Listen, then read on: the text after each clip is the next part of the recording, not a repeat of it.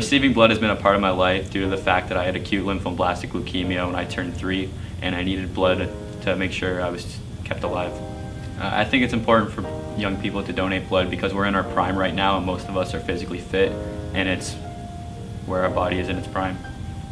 Well, I personally can't give blood due to my prior medical history, but I would say give blood because you're helping save lives. When I was 16 months old, I went for open heart surgery for a full VSD repair.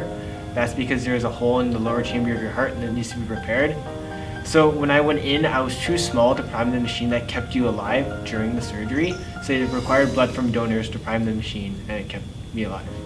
It's important for young people to donate blood because it's an important thing to get into. We're very young and fit, well, at least most of us, I hope.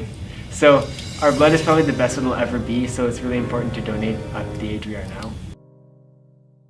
So Nate is a 5.5-year-old resident of Grimsby, and when Nate was 11 weeks old, he was admitted to hospital with low platelets.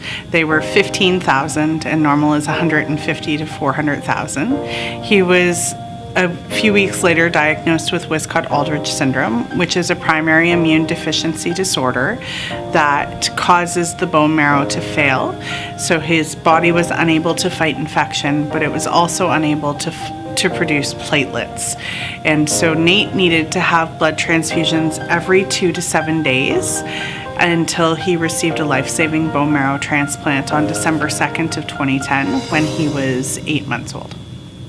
So Nate had to receive blood transfusions or blood products every 2 to 7 days from a variety of sources, and so primarily platelet transfusions, which he received over 40 platelet transfusions, and then he received over 35 other blood products, immunoglobulin therapy, which is derived from the plasma of your blood. So your blood has 3 components, and the plasma is one of them, and that plasma is made into immunoglobulin therapy, and it takes over 1,000 donations of plasma to make one treatment, and he received over 35, which means that it's taken well over 35,000 donations of blood to save his life.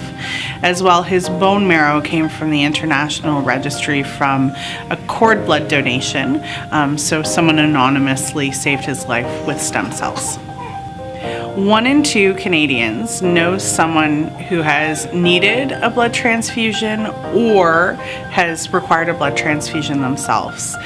And that's a huge amount of the population. And so if you don't know someone, personally, I'm sure that you've heard of someone, and you have now, because Nate's needed blood.